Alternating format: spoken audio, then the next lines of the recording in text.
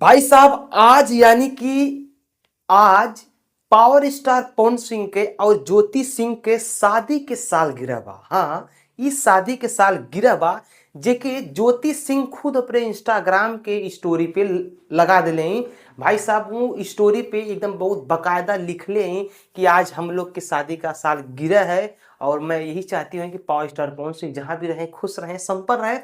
पता लगे और भी कई सारा बात अपने रिश्ता के लेके कहेली।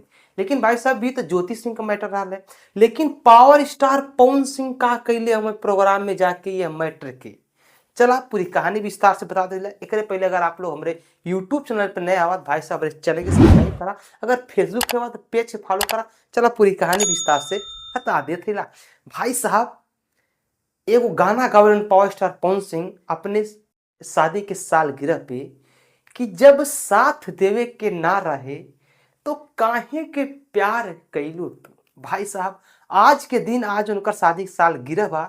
आज के दिन एकदम बहुत ही करुण भाव में, बहुत ही दिल के कठोर को कि जब पावर स्टार पवन सिंह मंच पे ये चीज के बोले सबके सबके एक ही दिमाग में आ जाला कि आज उनके अपने शादी के ध्यान आ रहा बा।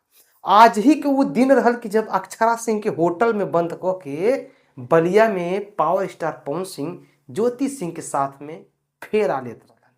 अक्षरा सिंह वहां बिलखत रहनी, छपटियात रहनी, लेकिन इधर पावर स्टार पवन सिंह अपने शादी के साथ फेरा लेते रहन। आज ही के दिन जेके आज पावर स्टार पवन सिंह बहुत ही तकलीफ से कहत हुए कि जब साथ देवे के ना रहे तो काहे के प्यार कैलू तो।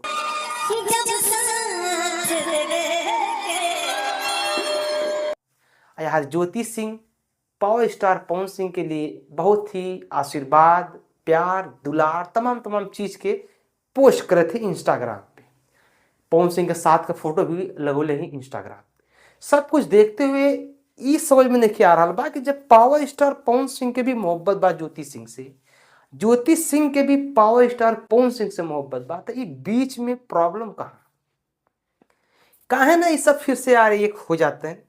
पब्लिक भी है चाहिए, लोग भी है चाहेला, और ये समय से पूछा सब लोग कह रहे कि हम लोग फिर से एक ही हैं, हम लोग के दिल में कोई बात नहीं, लेकिन अंदर अंदर बहुत कुछ बात थी। फिलहाल में गोरखपुर में power star Pawan Singh programme के दौरान बहुत कुछ कहलन और कहते कहते उनके जो दिल का दर्द बा वो सामने आ जाला कि वाकई में यार ज्योति सिंह के लिए का बोलते हुए पावर स्टार पवन सिंह जब साथ देवे के ना रहे, और आज ज्योति सिंह एकदम से साथ देवे खातिर तैयार हैं।